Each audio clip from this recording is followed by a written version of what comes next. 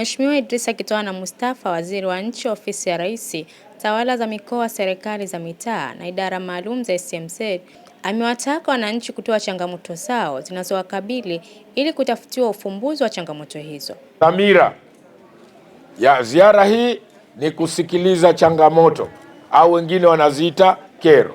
Akizungumza katika ziara zake za kusikiliza matatizo ya wananchi wa maeneo ya Mkwajuni, Kibuyuni pamoja na wananchi wa Nungwi, Mheshimiwa Kitwana amesema dhamira ya serikali ya Zanzibar ni kuona wananchi wake wanaishi katika maisha bora kwa kupatikana mahitaji ya lazima.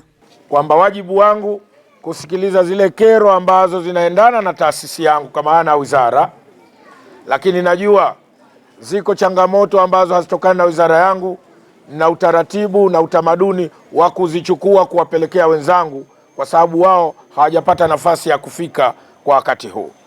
Akifungua mkutano huo, Mheshimiwa Gallos Nyimbo, mkuu wa mkoa wa Kaskazini Unguja, amewasisitiza wananchi kutoa ushirikiano kati yao na viongozi katika kuharakisha maendeleo ya mkoa huo.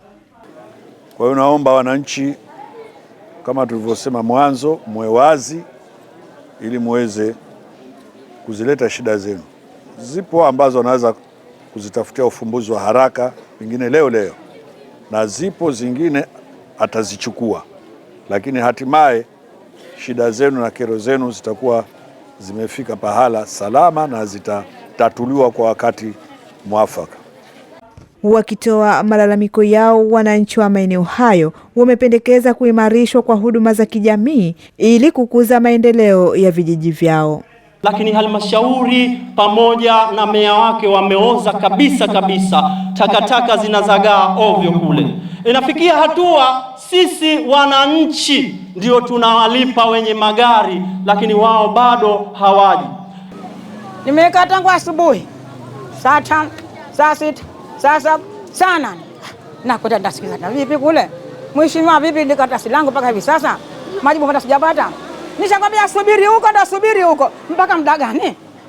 Tulitaka kufanya ziara ya maandamano sisi wananchi wa shehia Tazari kwenda pale halmashauri, lakini sheha wetu akatupa matumaini, akatuambia kwamba subirini, kesho anakuja mkurugenzi, tutakuja kuongea vizuri zaidi.